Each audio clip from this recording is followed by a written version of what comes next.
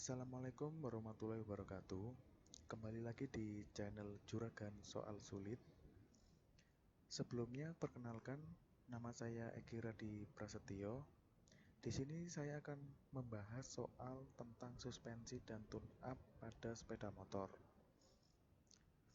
Oke, lanjut ke soal dan pembahasannya. Yang pertama, salah satu penyebab suspensi depan terasa keras adalah A. Volume oli shock breaker kurang, B. Volume oli shock breaker melebihi batas, C. Volume oli shock breaker kiri dan kanan tidak sama, D. Oli shock breaker bocor, E. Seal oli shock breaker aus. Jawabannya B. Pembahasan. Volume oli shock breaker melebihi batas dapat menyebabkan suspensi depan terasa keras saat berkendara. Lanjut ke soal berikutnya. Apabila pengendalian motor terasa berat ke salah satu sisi, maka kemungkinan penyebabnya adalah A. Volume oli shock breaker kurang, B. Volume oli shock breaker melebihi batas, C. Volume oli shock breaker kiri dan kanan tidak sama, D. Oli shock breaker bocor, E. Seal oli shock breaker aus. Jawaban C. Pembahasan. Apabila pengendalian motor terasa berat ke salah satu sisi, maka kemungkinan penyebabnya adalah volume oli shock breaker kiri dan kanan tidak sama. Kemudian soal selanjutnya, salah satu penyebab sepeda motor terasa menggeluyur pada saat kecepatan tinggi adalah A. Oli shock breaker terlalu keras, B. Shock breaker terlalu lembut, C. Volume oli shock breaker melebihi batas, D. Pegas suspensi terlalu pendek, E. Lengan ayun suspensi belakang terlalu panjang. Jawabannya B. Pembahasan. Salah satu penyebab sepeda motor terasa menggeluyur pada saat kecepatan tinggi adalah shock breaker terlalu lembut. Shock breaker yang cenderung keras sehingga laju kendaraan lebih stabil. Soal selanjutnya, apa kegunaan oli shock absorber? A. Melumasi komponen transmisi otomatis, B. Melumasi mesin motor bensin, C. Melumasi shock absorber model teleskopik, D. Media pengisi sistem rem model hidrolik, E. Meredam kejutan pada shock absorber. Jawabannya E. Pembahasan. Kegunaan oli shock absorber adalah sebagai cairan peredam kejut di dalam shock breaker dan sebagai pelumas komponen shock breaker itu sendiri. Soal selanjutnya, sistem suspensi merupakan salah satu bagian pada chassis sepeda motor yang berfungsi menyerap A. Bantingan, B. Jalan, C. Hantaman, D. Terkejut, E. Getaran. Jawabannya E. Pembahasan. Sistem suspensi merupakan salah satu bagian pada chassis sepeda motor yang berfungsi menyerap getaran dari permukaan jalan sehingga menambah kenyamanan bagi penumpangnya. Soal berikutnya, sistem suspensi merupakan salah satu bagian pada chassis sepeda motor yang mempunyai tujuan untuk A. Meningkatkan keamanan, B. Meningkatkan kenyamanan, C. Stabilitas berkendara, D. Relaksasi, E. A, B, dan C. Benar. Jawabannya E. Pembahasan. Sistem suspensi merupakan salah satu bagian pada chassis sepeda motor yang mempunyai tujuan untuk meningkatkan keamanan, kenyamanan, dan stabilitas berkendara. Soal berikutnya, sistem suspensi juga berfungsi menopang bodi dan rangka sepeda motor untuk menjaga letak geometris antara bodi dan A. Ban, B. Jalan, C. Roda-roda, D. Aspal, E. Semua benar. Jawabannya C. Pembahasan. Sistem suspensi juga berfungsi menopang bodi dan rangka sepeda motor, menjaga letak geometris antara bodi dan roda-roda. Soal selanjutnya, jenis suspensi apa yang banyak dipergunakan pada sepeda motor cc kecil sampai dengan cc sedang?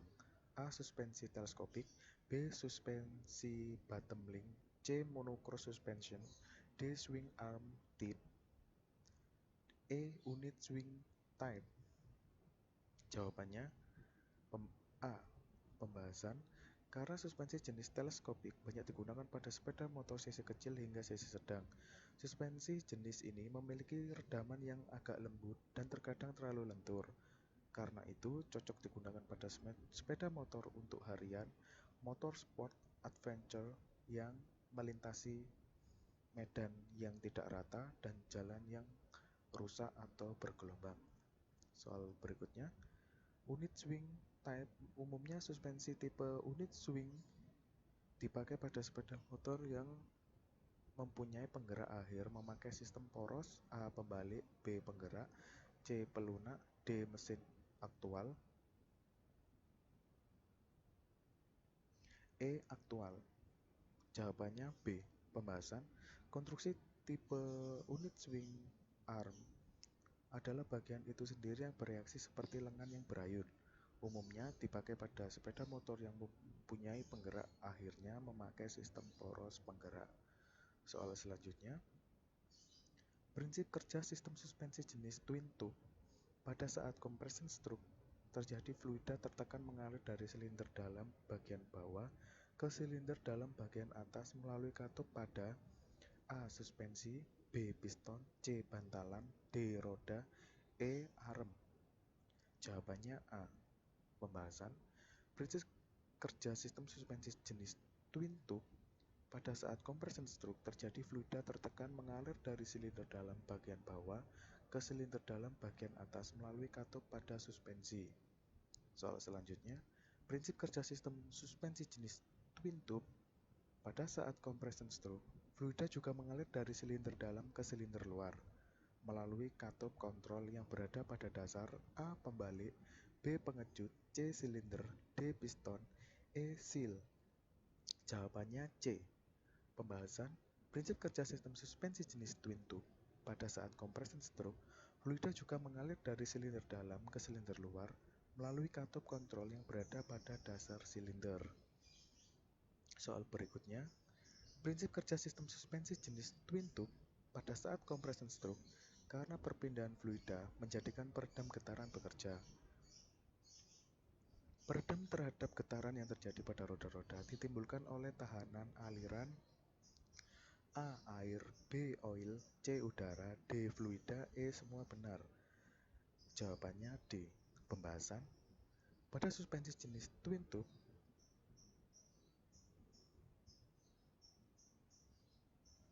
pada saat compression stroke, karena perpindahan fluida menjadikan peredam getaran bekerja. Kemudian, mengamati secara visual pada bagian yang kita periksa apakah terdapat kebocoran oli atau tidak adalah prosedur pemeriksaan dari jenis pemeriksaan A. Kebocoran peredam kejut, B. Memeriksa kelurusan geometri roda, C. Periksa keadaan pegas kompresinya, D. Melakukan pembongkaran suspensi depan, E. Pemeriksaan tabung garpu, silinder, atau torak. Jawabannya A.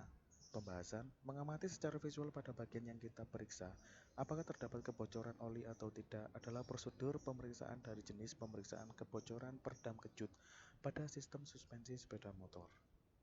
Soal berikutnya, motor bakar adalah A. Motor yang mengubah tenaga gerak menjadi listrik, B. Motor yang mengubah tenaga mekanik menjadi tenaga panas, C. Motor yang mengubah tenaga panas menjadi tenaga mekanik, D. Motor yang mengubah tenaga angin menjadi energi mekanik, E. Motor yang mengubah tenaga panas, listrik, air, angin, atau tenaga lain menjadi tenaga mekanik. Jawabannya C. Pembahasan. Motor bakar adalah suatu mekanisme mesin yang mengubah energi panas dari bahan bakar menjadi energi mekanik sendiri dan hasil pembakaran diubah menjadi tenaga mekanik. Soal selanjutnya, motor pembakaran dalam internal combustion engine adalah motor yang menghasilkan tenaga panas dari dalam mesin itu sendiri. Berikut ini yang termasuk motor pembakaran dalam diantaranya adalah A. Mesin nuklir, turbin, mesin uap, mesin diesel, B. Mesin jet, mesin diesel, C. Mesin bensin, mesin diesel, mesin nuklir, D. Mesin bensin, mesin turbin uap, mesin gas, E. Mesin nuklir, turbin, mesin roket, mesin nuklir. Jawabannya B. Pembahasan. Mesin pembakaran dalam adalah sebuah mesin yang sumber tenaganya berasal dari pengembangan gas-gas panas bertekanan tinggi hasil pembakaran campuran bahan bakar dan udara yang berlangsung di dalam ruang tertutup dalam mesin yang disebut ruang bakar. Soal berikutnya, posisi tertinggi yang dapat dicapai oleh torak di dalam silinder disebut A. Compression, B. Combustion, C. Top dead center, D. Bottom dead center, E. Intake. Jawabannya C. Pembahasan. Top dead center atau titik mati atas merupakan posisi tertinggi yang dapat dicapai oleh torak atau piston di dalam ruang bakar atau silinder. Soal selanjutnya, yang disebut mesin 4 laka yaitu A. Mesin yang tiap siklusnya membutuhkan satu putaran poros engkol, B. Mesin yang tiap siklusnya membutuhkan 360 derajat putaran piston. C. Mesin yang tiap siklusnya membutuhkan 2 kali putaran poros engkol. D. Mesin yang tiap siklusnya berputar penuh. Jawaban B dan C benar.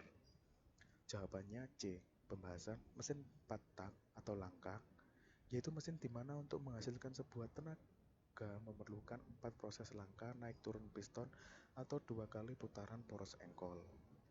Soal berikutnya, kapan terjadinya kevakuman di dalam ruang silinder ketika mesin sedang menyelesaikan siklus mesin? A. Langkah hisap, B. Langkah buang, C. Langkah usaha, D. Langkah kompresi, E. Langkah hisap dan usaha. Jawabannya A. Pembahasan. Langkah hisap adalah tahapan di mana campuran udara dan bahan bakar dihisap oleh piston ke dalam silinder oleh gerakan piston dari titik mati atas menuju titik mati bawah. Pada langkah atau proses hisap terjadi kevakuman di dalam ruang silinder. Soal selanjutnya, ditinjau dari penempatan mekanisme katutnya, energi engine terbagi menjadi kecuali A. Overhead camshaft, B. Overhead valve, C. Overhead crankshaft, D. Double overhead camshaft. Jawaban A, B, dan D benar. Jawabannya C. Pembahasan karena istilah overhead crankshaft tidak ada pada dunia otomotif. Soal berikutnya, piston adalah komponen penting pada mesin yang mempunyai bagian-bagian yang berfungsi sesuai bentuk dan fungsinya masing-masing. Berikut bagian dari piston yang berfungsi untuk merubah gerak lurus pada piston menjadi gerak putar pada poros engkol, yaitu A. Ring piston, B. Small end, C. Pena piston, D. Big end, E. Batang piston. Jawabannya E. Pembahasan. Batang piston menghubungkan piston ke crank atau poros engkol. Bersama dengan crank, sistem ini membentuk mekanisme sederhana yang mengubah gerak lurus menjadi gerak melingkar atau berputar. Soal berikutnya, jelaskan prinsip kerja engine 4 langkah. Jawabannya, prinsip kerja mesin 4 langkah. Mesin 4 langkah mempunyai 4 gerakan piston, yaitu 1 langkah hisap. Pada langkah ini bahan bakar yang tercampur dengan udara dihisap oleh mesin. Kedua langkah kompresi, pada langkah ini kedua katup baik intake maupun exhaust tertutup dan piston bergerak dari TMB ke TMA. Selanjutnya langkah usaha, karena terjadi perubahan energi gerak dan panas menimbulkan langkah ekspansi yang menyebabkan piston bergerak dari TMA ke TMB. Terakhir, langkah buang, pada langkah ini piston bergerak dari TMB ke TMA, katup hisap menutup dan katup buang membuka, sehingga gas sisa hasil pembakaran terdorong keluar melalui katup buang. Soal berikutnya, jelaskan prosedur tune-up pada bagian mesin sepeda motor. Jawabannya, memeriksa dan mengganti oli, memeriksa saringan udara dan bahan bakar, memeriksa dan menyetel busi, membersihkan karburator, menyetel katup, menyetel campuran bahan bakar atau putaran mesin, menyetel kebebasan kopling manual, dalam artian kopling manual. Soal berikutnya, apa fungsi sistem suspensi? Jawabannya, suspensi adalah kumpulan komponen tertentu yang berfungsi meredam kejutan. Getaran yang terjadi pada sepeda motor akibat permukaan jalan tidak rata yang dapat meningkatkan kenyamanan berkendara dan pengendalian kendaraan. Soal berikutnya, sistem suspensi depan terbagi dua, sebutkan dan jelaskan. Jawabannya, garbu batang bawah atau bottom link fork. Jenis ini biasanya dipasang pada motor bebek model lama seperti Vespa atau skuter. Kemudian suspensi berikutnya, garbu teleskopik fork. Jenis ini merupakan jenis suspensi yang paling banyak digunakan pada sepeda motor saat ini. Soal berikutnya, jelaskan prosedur penyetelan kopling otomatis pada sepeda motor. Jawabannya, longgarkan mur pengikat, putar baut penyetel searah jarum jam kurang lebih 1 putaran, kemudian putar kembali baut penyetel berlawanan jarum jam sampai terasa ada sentuhan. Setelah itu putar kembali searah jarum jam 1/8 putaran dan tahan baut penyetel, kencangkan mur pengikat. Terima kasih.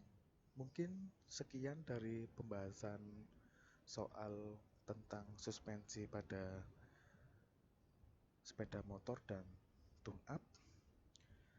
Mungkin hanya ini yang saya sampaikan, kurang lebihnya mohon maaf. tetap stay at home and stay healthy, jaga kesehatan. Assalamualaikum warahmatullahi wabarakatuh.